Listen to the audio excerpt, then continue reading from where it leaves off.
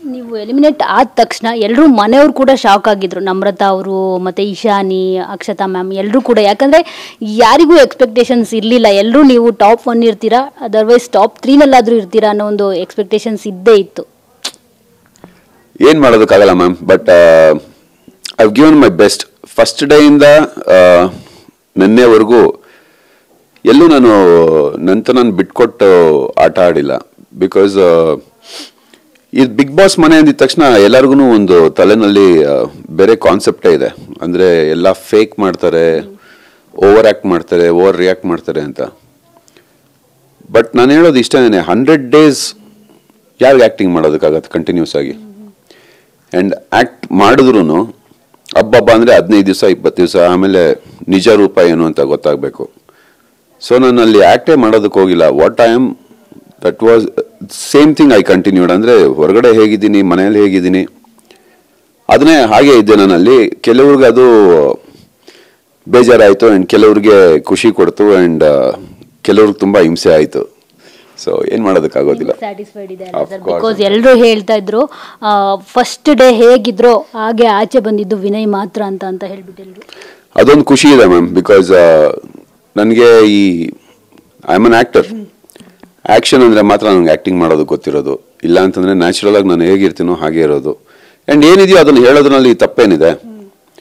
So ಅಲ್ಲಿ ಮನೆಯಲ್ಲಿ ಏನ್ ನಡೀತಿತ್ತು 24/7 ನನ್ನ ಕಣ್ಮುಂದೆ ಏನ್ ನೋಡ್ತಿದ್ದೆ ಅದನ್ನೇ ಮಾತಾಡ್ತಿದ್ದೆ ಹೊರತು ಏನು ಎಕ್ಸ್ಟ್ರಾಗಳು ಸೇರಿಸ್ಕೊಂಡು ಮಾತಾಡ್ತಿರ್ಲಿಲ್ಲ.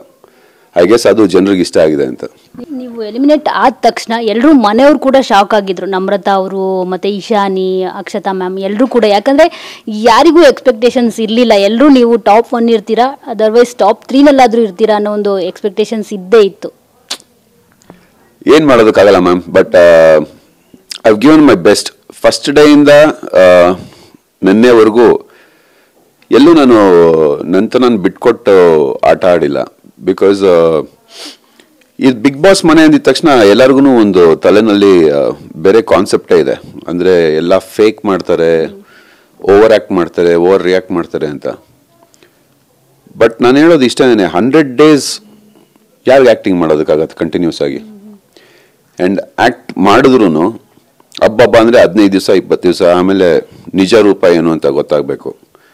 ಸೊ ನಾನು ಅಲ್ಲಿ ಆಕ್ಟೇ ಮಾಡೋದಕ್ಕೆ ಹೋಗಿಲ್ಲ. What I am, that was same thing I continued. ಅಂದ್ರೆ ಹೊರಗಡೆ ಹೇಗಿದ್ದೀನಿ, ಮನೆಯಲ್ಲಿ ಹೇಗಿದ್ದೀನಿ ಅದನ್ನೇ ಹಾಗೆ ಇದ್ದೆ ನಾನಲ್ಲಿ. ಕೆಲವ್ರಿಗೆ ಅದು ಬೇಜಾರಾಯಿತು ಅಂಡ್ ಕೆಲವ್ರಿಗೆ ಖುಷಿ ಕೊಡ್ತು ಅಂಡ್ ಕೆಲವ್ರಿಗೆ ತುಂಬಾ ಹಿಂಸೆ ಆಯಿತು.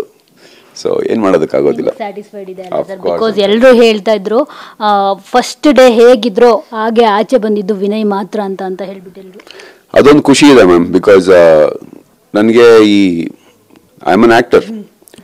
ಆಕ್ಷನ್ ಅಂದ್ರೆ ಮಾತ್ರ ನನಗೆ ಆಕ್ಟಿಂಗ್ ಮಾಡೋದು ಗೊತ್ತಿರೋದು. ಇಲ್ಲ ಅಂತಂದ್ರೆ ನ್ಯಾಚುರಲ್ ಆಗಿ ನಾನು ಹೇಗಿರ್ತೀನೋ ಹಾಗೆ ಇರೋದು. ಅಂಡ್ ಏನಿದೆಯೋ ಅದನ್ನ ಹೇಳೋದ್ರಲ್ಲಿ ತಪ್ಪೇನಿದೆ? ಸೊ ಅಲ್ಲಿ ಮನೆಯಲ್ಲಿ ಏನ್ ನಡೀತಿತ್ತು 24/7 ನನ್ನ ಕಣ್ಮುಂದೆ ಏನ್ ನೋಡ್ತಿದ್ದೆ ಅದನ್ನೇ ಮಾತಾಡ್ತಿದ್ದೆ ಹೊರತು ಏನು ಎಕ್ಸ್ಟ್ರಾಗಳು ಸೇರಿಸ್ಕೊಂಡು ಮಾತಾಡ್ತಿರ್ಲಿಲ್ಲ. ಐ ಗೆಸ್ ಅದು ಜನರಿಗೆ ಇಷ್ಟ ಆಗಿದೆ ಅಂತ.